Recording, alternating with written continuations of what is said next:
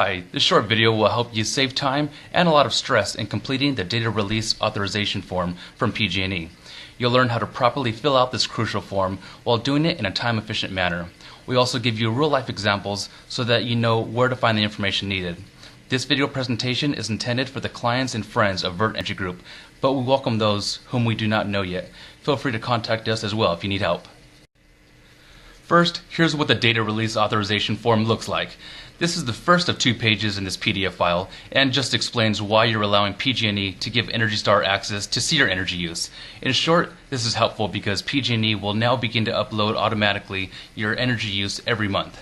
This way, you won't ever have to manually do it again, and it'll save you a lot of time. The second page is where you indicate what electric and natural gas service accounts you have at the property. It's very important to make sure that you include every account and that you don't forget any. So if you have tenants and they pay their own utility bills, they will have to fill out a separate data release authorization form as well. Now let's talk about how to fill out this form, and we'll start from the top. The first page is pretty self-explanatory, and we pre-filled out this form as an example.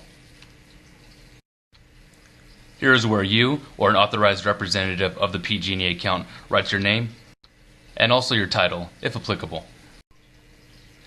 Then you write the name of the person or company that the bills are sent to. In our experience, we typically see a business name here. This is where you can find the right name to use when you're looking at your utility bill. This is a copy of a bill from one of our actual clients, so please excuse it for being in black and white. For privacy, we also removed all of their account information, so you may notice some of the words look a little off. Before we leave this slide, I want to point out that this is also where you find the mailing address that goes on the first page. Please note that this is not usually the building address. It's the address where the bills get sent to. Okay, so we're back to the top of the form, and this is where you enter the mailing address I just mentioned. So now we're going to look at the bottom of the first page. You have to write your name here again. Then include your phone number, today's date,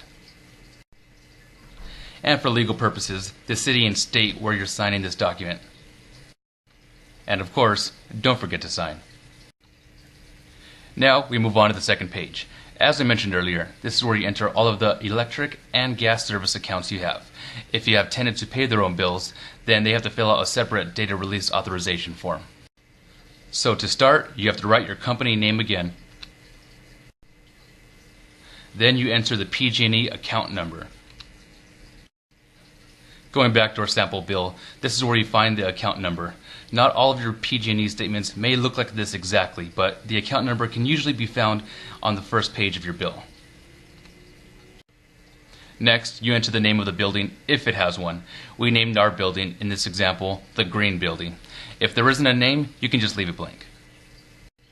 Here is where you include the actual address of the building for the first time.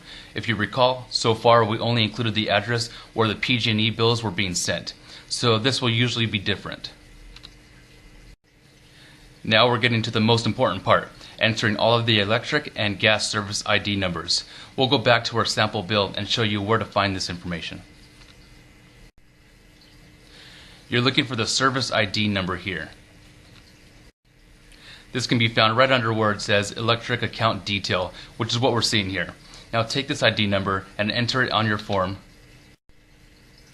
right here where it says electric SA number 1. SA stands for service account. If you have more than one electric or gas meter on the same bill, like in this example, you'll need to look for other service ID numbers. So keep looking until you find the next heading that says electric or gas account detail. Just like this one. Now, right under that, you should see the service ID number right here. Now that you found it, enter it in the appropriate field on the authorization form. In this case, it's a gas ID number.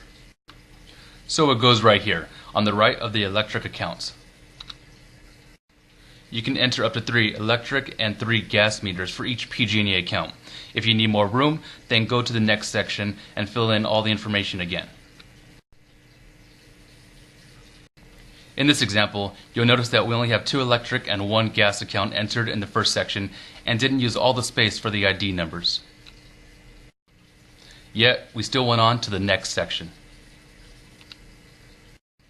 The reason for that is because the PG&E account numbers are different, even though it's the same address and company.